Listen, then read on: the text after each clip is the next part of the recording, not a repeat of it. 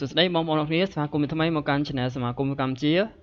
แบบนี้คือชีวิตเอาบรรทบแปลกปอนในการสนาซอมจมมรท้ายบรรทบไปยืงเรียบจอมชนะรวยหายจังยอมทัวการเรียบจอมชนะบรรทบมาเตี้ยยืงทัวการสนาซอมจมวยนังAdSense ได้มีสลับยืงประกาศ AdSense แต่มวยแต่ยังได้ YouTube จานโจของ AdSense แต่มวยนั่งทำดองต่อจังที่มวยเราในโจทย์การกลาย Monetization นะบรรทบไปยืงเรียบจอมวิดีโอยืงรวยรวยหายจังนี่จะการสนาซอมยืงจุด Monetization ต่อมาที่เราในเคยบนมาปอน subscribe ครบหายบนปอนมั่งก็ครบหายหายยังจะกลายนี้คือท่า apply now บ้านจัง apply เมาส์ยังจับดาม start เอา will review จมูก partner term นั่นอันนี้เนี่ยโอเคแล้ว step ที่มุ้ยคือจะการจับดามจมูกในการ review channel ยังแต่ตายังเติร์ดการโกการหรือเตะบ่มันเติร์ดวิเอายังใช้วิดีโอยังลังวิ่งบ่เติร์ดวิ่งชลายท่า approve จะ start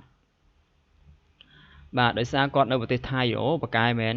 นี่ก่อนในประเทศไทยยังก่อนเราเคยสอนไทยก่อนในไทยบ่จังยำด่าไทยเติร์ดแต่มาดองบ่ประเทศนะประเทศยำด่าก่อนในไทย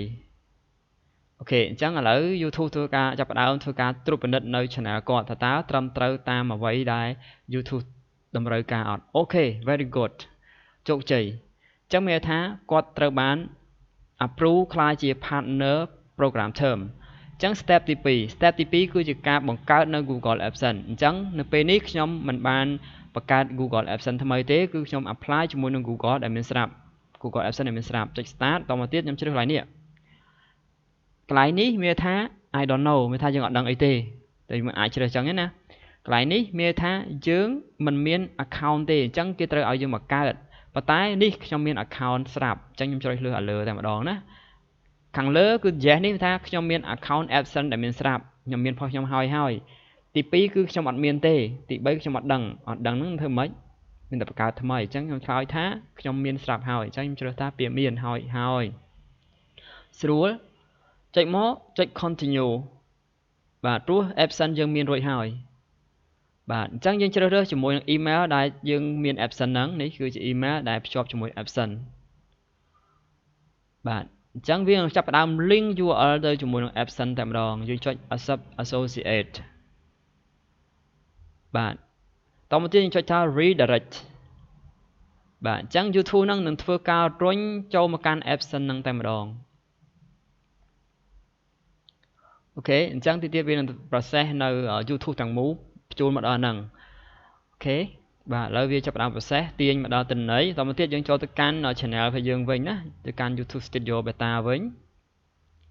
បងប្អូននឹងឃើញពាក់ព័ន្ធនឹងការកន្លែងបង្ហាញ Monetization នេះបាទអញ្ចឹងយើងចាប់ផ្ដើមមើលអូខេអញ្ចឹង step ទី1ត្រូវបានរួចរាល់ពាក់ព័ន្ធនឹង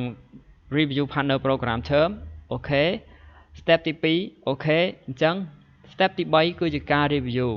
បាទនេះជាការ review ចុងក្រោយដើម្បីទទួលបាន monetization នៅពេលដែល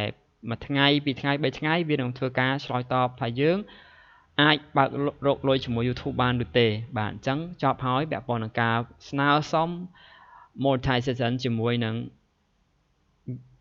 AdSense ដែលមានស្រាប់សង្ឃឹមថាបងប្អូននឹងបានយល់ទាំងអស់គ្នាហើយជូនពរដល់ម្ចាស់ channel ទទួលបានការ approve ក្នុងពេលដ៏ខ្លី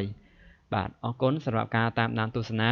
ហើយនៅវីដេអូក្រោយយើងនឹងបង្ហាញពាក់ព័ន្ធនឹង channel នឹងដដែលថាតើគាត់ទទួលបាន approve ឬក៏ជាប់នៅអ្វីផ្សេងទៀតក្នុងការដោះស្រាយជាមួយនឹង YouTube អញ្ចឹងជាទូទៅគឺការស្នើសុំនឹងប្រហែលជារយៈពេល24ម៉ោង48ម៉ោងឬក៏រយៈពេល3ថ្ងៃទៅ1សប្តាហ៍យ៉ាងយូរគឺ1សប្តាហ៍យើងនឹងលទ្ធផលហើយបើសិនជាមួយសប្តាហ៍នៅតែអត់ឃើញទៀតគឺ channel យើងនឹងមានបញ្ហាច្រើនដែលយើងត្រូវដោះស្រាយប៉ុន្តែភាគច្រើនតែ3ថ្ងៃទេនឹង approve ហើយណាបើសិនជា original 100% ហើយ YouTube ធ្វើការត្រួតពិនិត្យទៅវាអូខេឲ្យយើងហើយយើងមើលវីដេអូអត់មានអីទេណាបងប្អូនអត់តមានដុល្លារអីទេនេះជាការដែលយើងទៅការស្នើសុំទៅ YouTube សិនរហូតដល់ YouTube ធ្វើការបើកនៅ step ទី3ហ្នឹងគឺទើបយើងទទួលបាន monetization អូខេអរគុណច្រើនសម្រាប់ការតាមដានទស្សនាសង្ឃឹមថាបងប្អូនទាំងអស់គ្នានឹងបានយល់ច្បាស់ពាក់ព័ន្ធនឹងការស្នើសុំជាមួយនឹង AdSense ដែលមានស្រាប់